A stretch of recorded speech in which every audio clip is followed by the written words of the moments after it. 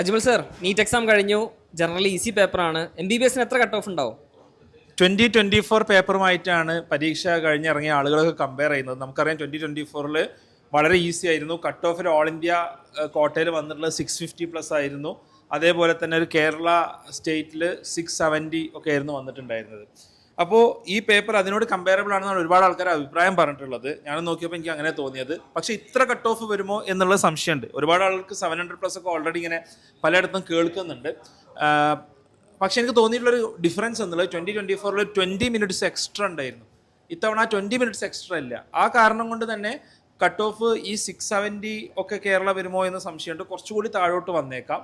പക്ഷേ in general ഒരു safer score എന്ന് പറയാവുന്നത് ഒരു 640+ അല്ലെങ്കിൽ 650+ ആണ് എന്നുള്ളത് പറയേണ്ടി വരും നിങ്ങൾക്ക് എവിടെയെങ്കിലുമൊക്കെ MBBS കിട്ടണമെന്നുണ്ടെങ്കിൽ.